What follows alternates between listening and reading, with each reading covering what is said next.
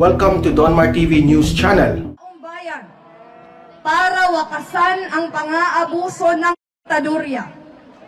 Ang kwento po sa akin dito mismo sa Iloilo, kahit halos hating gabi nang umabot ang balitang napatalsik ang diktador, bumukas ang mga ilaw, tumunog ang mga kampana, at nagmarcha ang mga residente papunta sa Katedral ng Haro.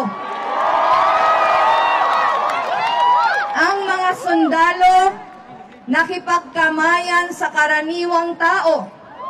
Nagyakapan ang mga estranghero. Wala naman problema kung may teleprompter. Yung mga singer nga naka-teleprompter para hindi magkamali sa lyrics. Today is getting worse. Una, hindi na maartista si VP Leni. At saka ito ay proclamation rally. You need to get your message across. You need to be as freely, directly, and as sincerely as possible.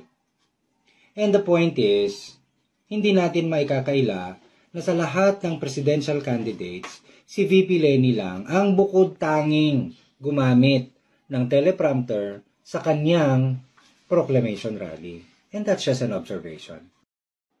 Hi guys, marami ang nag-comment at marami rin ang nagtanong kung bakit yung rally lamang ni VP Leni ang ating tinignan o pinuna.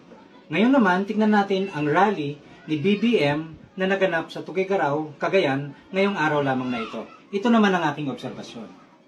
Makikita nyo dito sa bandang dulo ng video na in-upload ni Reaction TV sa YouTube, makikita nyo na matatapos ng magsasalita si Juan Ponce Enrile, former Senator Juan Ponce Enrile, na ina-endorso si BBM.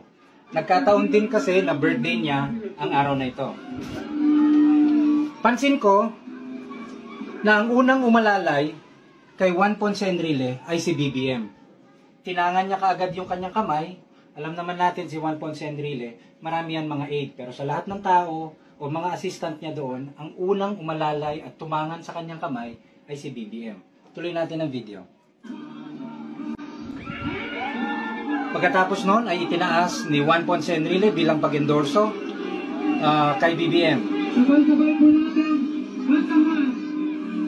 Ito po ay naganap kanina sa Tuguegarao City, sa Cagayan, sa kasabay ng pagbubukas ng kanilang headquarters sa Tuguegarao. At kaya nga nang nasabi ko, naririnig nyo ngayon, isang happy birthday song kasi birthday din kasi ni Juan Ponce Enrile. Ngayon, pagpatuloy natin yung aking obserbasyon. Dito, makikita nyo uli na kinakamayan ni Juan Ponce Enrile si candidate for Senator Harry Roque. Pansinin nyo ang actuation ni BBM. Naka-ready para tanganan ulit ang kamay ni Juan Ponce Enrile dahil syempre may edad na rin si Senator. Susunod dyan, kita nyo yun, nagmadali uli siyang akayin si Juan Ponce Enrile.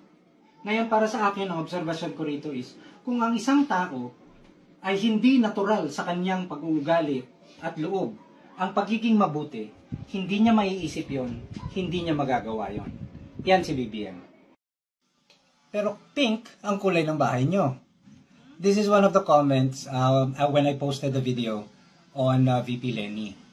Well, alam nyo, colors should not dictate our political preferences because our political preferences goes beyond colors.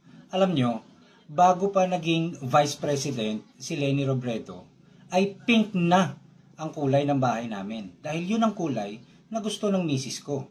Hindi dapat tayo nagpapadikta ng dahil lang sa kulay. Misis ko nga hindi ko madiktaan. Magkano binayad sa'yo, Lods? Sabi ni Ador. Binayad nino? Sino? Hindi ko alam Siguro dapat nilinaw mo. Kaya lang,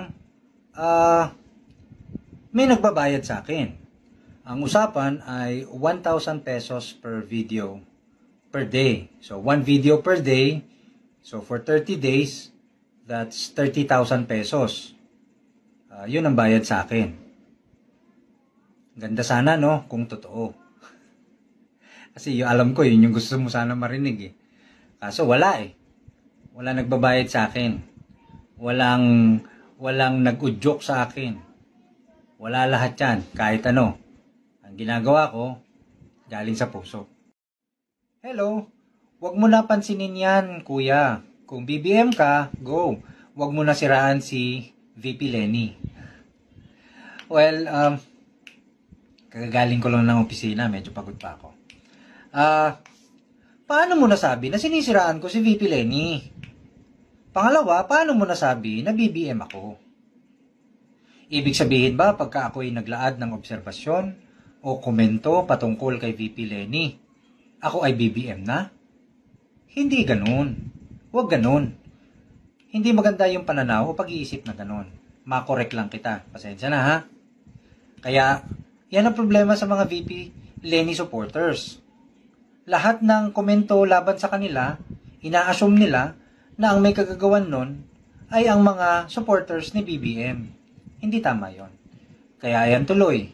Yung mga gawain yung ganyan, naungusan na kayo sa pinaka-latest na survey. Hindi na kayo number 2. Number 3 na. Baka magtuloy-tuloy pa yan na bumaba. Kaya itigil na yung ganyang pananaw. Hi guys.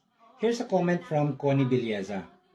The Philippines should have an intelligent president who is communicative, smart, and good in critical thinking. I absolutely agree. This should not only be a requirement for those running for the presidency, but for all those running for the national posts. Communicative, smart, and good in critical thinking. More importantly, good in critical thinking. Because when you are a critical thinker, you understand a problem, know the solution, and you think ahead. Ganyan din po noon si former President Ferdinand Marcos at ang ating presidente ngayon na si President Rodrigo Duterte. So I think a candidate who is very good in critical thinking will set him apart from the other candidates.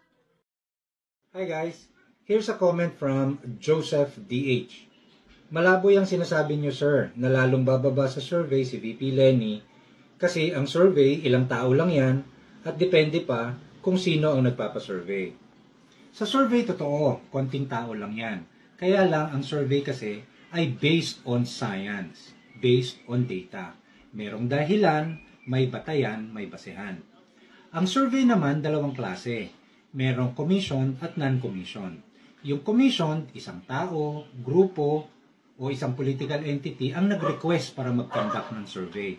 Sa ganyang klaseng survey, maaari na may bias. Ang non-commissioned survey naman, ito ay survey ng mga malalaki at kilalang survey firms. Walang nag-request, walang nagbayad. Ngayon, mapapansin natin na sa mga nakaraang surveys for both commissioned and non-commissioned, pareho ang resulta ng survey.